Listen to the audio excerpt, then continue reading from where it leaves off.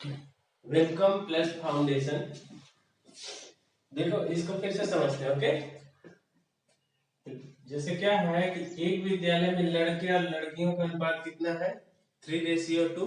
Ratio को क्या बोलते हैं, अनुपात बोलते हैं। ठीक है, यदि 20% लड़के तथा 30% लड़कियां छात्रवृत्ति पाते हैं तो बताइए उस विद्यालय के कितने प्रतिशत छात्र छात्रवृत्ति पाते हैं तथा कितने प्रतिशत छात्र छात्रवृत्ति नहीं पाते हैं।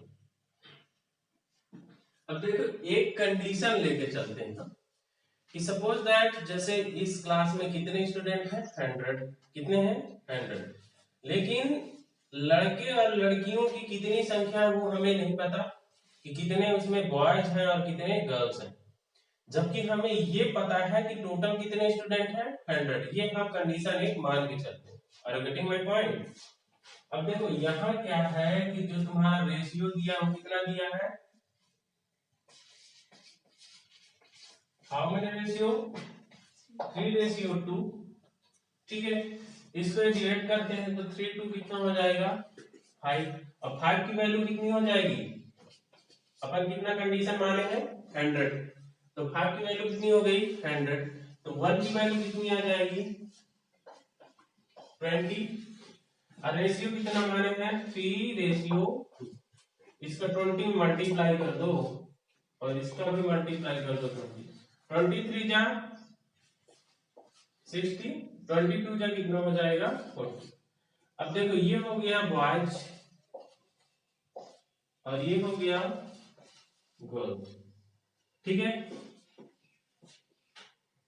अब यहाँ आगे क्या बोल रहा है कि 20% लड़के तथा 30% लड़कियां छात्रवृत्ति पाती हैं तो बताइए उस विद्यालय के कितने प्रतिशत छात्र छात्रवृत्ति पाते हैं तथा कितने प्रतिशत छात्र छात्रवृत्ति नहीं पाते। अब इसमें तुमको क्या निकालना है कि 20% लड़के यानी ये बॉयज है ना और ये गर्ल्स, तो 20% इसका निकालना है और 30% लड़कियों का। 20% लड़के पा रहे हैं और 30% लड़कियां पा रही हैं। तो 60 का 20% निकाल दो भाई साहब, 60 का 20%,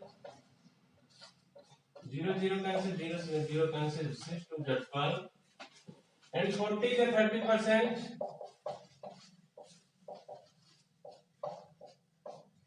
3 2 जा 4 3 जा 12।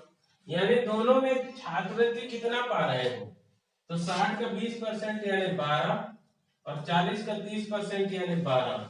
12 छात्र क्या है, 12 लड़के और 12 लड़कियां क्या पा रही हैं, छात्रवृत्ति पा रही हैं।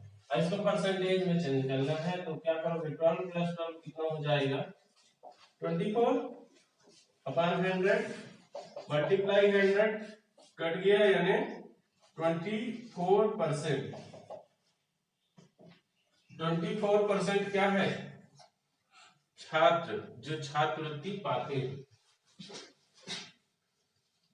ये छात्र छात्रवृत्ति पाते हैं और नहीं पाते हैं कितने, तो 100 में 24 सब्ट्रैक्ट कर दो 76। छात्र छात्रवृत्ति नहीं पाते।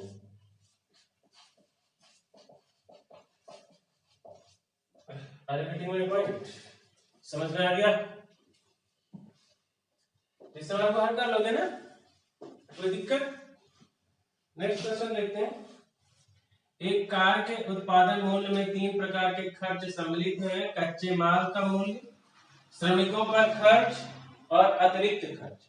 किसी वर्ष इन मदों पर खर्च का अनुपात 4:3:2। अगले वर्ष कच्चे माल के मूल्य में 10% की वृद्धि हो गई, श्रमिकों पर खर्च 8% बढ़ गया तथा अतिरिक्त खर्च 5% घट गया। कार के उत्पादन मूल्य में प्रतिशत वृद्धि ज्ञात कीजिए।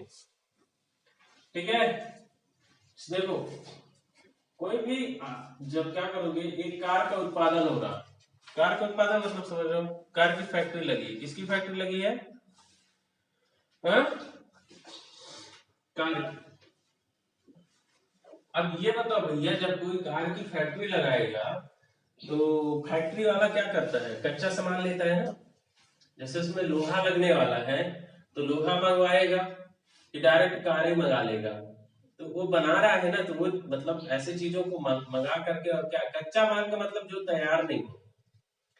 जैसे आपका यदि एक खाने वाली चीज में ले लो, रोटी, रोटी क्या है, कच्चा माल है? नहीं, वो क्या है, कच्चा माल मतलब आटा, फिर उसके बाद उसकी क्या बन गई, रोटी बन गई। तो उसी तरह से जैसे कार बनेगा ना फैक्ट्री में, तो एक कार के उत्पादन मूल्य में 3 प्रकार के खर्च सम्मिलित हैं। कच्चे माल का मूल्य, मतलब जो उसने मंगा रहा है कार बनाने के लिए।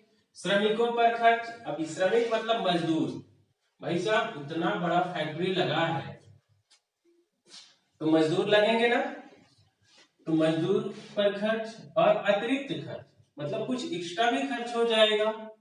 जैसे एक्स्ट्रा खर्च कैसे, मान लो कि किसी मजदूर का हाथ तो टूट गया, तो उसका दवाई करवाना है, तो एक्स्ट्रा खर्च हुआ ना, ठीक है, मतलब एक्स्ट्रा एक्स्ट्रा कई कंडीशन हो जाते हैं। तो इन मदों पर खर्च का अनुपात कितना है, 4:3:2। अगले वर्ष कच्चे माल के मूल्य में 10% की वृद्धि हो गई, श्रमिकों पर खर्च 8% बढ़ गया, तथा अतिरिक्त खर्च 5% घट गया। कार के उत्पादन मूल्य में वृद्धि ज्ञात कीजिए। अब देखो होता क्या है कि नेक्स्ट ईयर इस तरह से तुम्हारा पहले क्या खर्च चल रहा था, 4, 3 और 2 का। अगले वर्ष क्या होता है कि जो तुम कच्चा माल मंगा रहे थे, जैसे लोहा हो गया, फाइबर हो गया, और एक्सेट्रा एक्सेट्रा चीजें, ठीक है, टायर के लिए क्या होना चाहिए, रबड़ हो गया, ये चीजों पर क्या हो गया, 10% बढ़ गया, मतलब मूल्य उसका बढ़ गया। जो 100 रुपए का मिलता था वो 110 का मिल गया। श्रमिकों पर खर्च 8% बढ़ गया, मजदूर भी अब क्या है, ज्यादा लेने लगे, तथा अतिरिक्त खर्च 5% घट गया। अब जो एक्सीडेंट वाली कंडीशन में कहीं कहीं फालतू में पैसा खर्च हो जाता था, वो 5% घट गया। तो ये बताओ उत्पादन मूल्य में प्रतिशत की वृद्धि होगी कि हानि होगी, वृद्धि होगी कि कम होगी उत्पादन मूल्य। चलो देखते हैं कंडीशन के तहत सॉल्यूशन।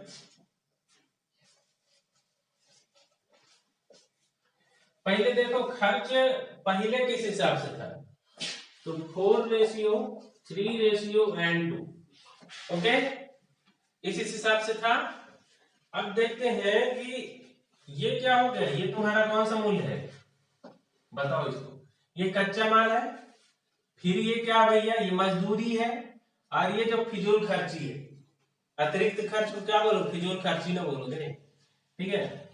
तो अब देखो इसमें वृद्धि कैसे, 10% की वृद्धि किसमें हो गई, 10% की वृद्धि किसमें हुई है भाई, कच्चे माल में 10%।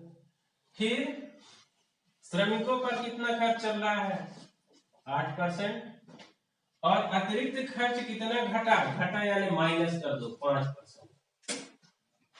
यहां तक में किसी को कोई दिक्कत, चक्कर वक्कर आ रहा हो सवाल में तो बताओ, नहीं आ रहा फिर देखे जाओ। अब यहाँ 4 का गुणा 10 में करो बेटा, कितना आएगा, 4 40, 4 10 जा 40, ओके, एंड इसको कर 8 3 24, 8 3 जा 24, 5 2 जा 10 माइनस 10%। अब इसमें देखो ये ऐड कौन कौन हो रहा है भैया, 40 and 24%, 40% plus 24% is equal to, you can say something 64%, minus कर दो 10%, then you will get how many number, 54%, okay, what is this। अब देखो ये क्या है, what is this, ये परसेंट यहां से हटा दो यार, ये परसेंट में नहीं है, ठीक है।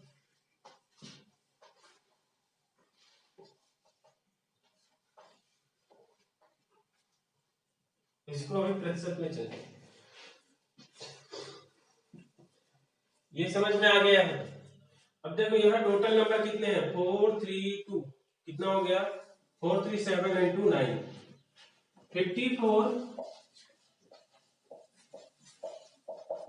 प्रतिशत भी लगा देते तो कोई दिक्कत नहीं था, ठीक है। यानी कितना आ गया आपका 6% की क्या हो रही है, वृद्धि हो रही है। मतलब यदि कह सकते हो भाई साहब कि जो कार था ना वो 6% क्या हो जाएगा, महंगा हो जाएगा। आ गई बात समझ में? कोई डाउट इस सवाल को लेकर के? नहीं है? जब डाउट नहीं है जिसको लिख लो, स्क्रीनशॉट ले लो। ओके,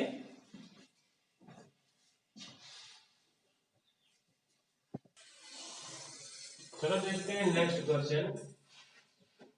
एक व्यक्ति ने 100 वस्तुएं 75 रुपए प्रति वस्तु की दर से खरीदी।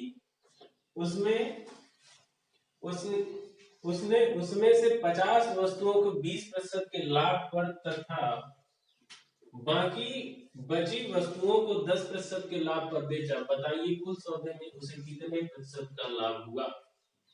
ठीक है, कह क्या रहा है, एक व्यक्ति ने 100 वस्तुएं 75 रुपए प्रति वस्तु की दर से खरीदी, 75 रुपया प्रति वस्तु की दर से, और था कितना 100 वस्तु। उसने उसमें से 50 वस्तुओं को 20% के लाभ पर तथा बाकी बचे वस्तुओं को 10% के लाभ पर बेचा। बताइए कुल सौदे में से कितने प्रतिशत का लाभ हुआ। बहुत ही मस्त क्वेश्चन है। ठीक है, देखो पहले समझो। सपोज दैट कि आपने 100 चीजें खरीदी, 100 चीजें में से 100 चीजें कुछ भी ले लो। क्या मान के चलो कि तुमने 100 मोबाइल खरीदा। कितना? कौन सा मोबाइल? रेडमी। 75 रुपए प्रति वस्तु की दर से एक मोबाइल 75 रुपए का, कवर नहीं मिलेगी। उसमें से उसने 50 वस्तुओं को 20% के लाभ पर, अब देखो 100 मोबाइल था ना, 50 मोबाइल 20% के लाभ पर बेच दिया, और 50 मोबाइल को कितने प्रतिशत, 10% के लाभ पर बेच दिया। आगे बोल रहा है कि बताइए कुल सौदे में से कितने प्रतिशत का लाभ हुआ। तो पहले एक चीज बता दूं आपको, इससे हमें कोई मतलब नहीं, छोड़ दो इसको। ठीक है, डरा रहा नहीं, डरने की जरूरत नहीं है इससे। पहले में देखना है उसने 50 वस्तुओं को 20% के लाभ पर। भैया देखो मान लो टोटल वस्तु कितने हैं, 1 इज इक्वल टू 100। टोटल कितने वस्तु है 100, और उसमें से 50 को उसने क्या किया, 50 वस्तु को 20% के दर से और 50 को 10% के दर से। यदि हम इसको कैंसिल करें 51 या 50, 51 या 50, 1:1 का अनुपात आ गया। समझ रहे हो ना इतना? अब 50 वस्तु को 20% के लाभ पर, इसमें 20% का लाभ कर दो भाई, और इसमें 10% का लाभ। कितने का लाभ? 10% का लाभ। इसको गुणा करोगे तो कितना आ जाएगा, 21 या 20%, 10 या 10%। ओके, ऐड कर दो दोनों को, कितना हो जाएगा 30%। अब है कितना 1 and 1 कितना हो जाएगा 2, कितना हो जाएगा 2 होगा ना, तो 30/2% यानी 15%। टोटल उसको कितने का लाभ हो रहा है, 15%। समझ में आ गया कि नहीं? आ गया। नेक्स्ट क्वेश्चन देखते हैं। एक व्यक्ति ने 100 वस्तुएं 96 रुपए 50 पैसे प्रति वस्तु की दर से खरीदा। उसने उसमें से 60 वस्तुओं को 40% के लाभ पर बेचा, बाकी बचे वस्तुओं को 30% के लाभ पर बेचा। बताइए कुल सौदे में से कितने प्रतिशत का लाभ हुआ। तो फर्स्ट तो इसे मारो गोली, इसका कोई मतलब नहीं। ठीक है, 100 वस्तु है, टोटल कितनी वस्तु है 100, 60 वस्तु को कितने रेट पर बेच रहा है, 40% के दर पे। और इसके बाद बच कितना रहा भाई साहब, 60 बेच दिया तो बचा कितना उसके पास 40, 40 बचा ना। तो 60 को कितने पर बेच रहा है, 40% के लाभ पर। इसको पहले कैंसिल कर देते हैं, इसका रेशियो निकाल देते हैं। 3 2 जा 6 and 2 2 जा 4, 3:2।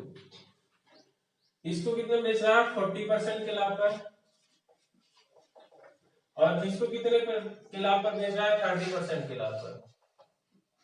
मल्टीप्लाई कर दोगे 120% और ये 3 2 जा 60%। दोनों को ऐड कर दोगे आप, कितना आ जाएगा 180% आ रहा है। अब ये है कितना 3 and 2 को ऐड कर दोगे कितना आएगा 5, कैंसिल कर दो।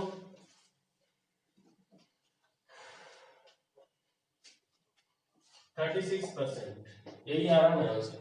36% विल बी आन आंसर। ओके, तो हल कर लोगे इसको? किसी को कोई प्रॉब्लम इसमें? यदि है तो बोलो, नहीं है तो कोई बात नहीं, स्क्रीनशॉट ले लीजिए तब तक।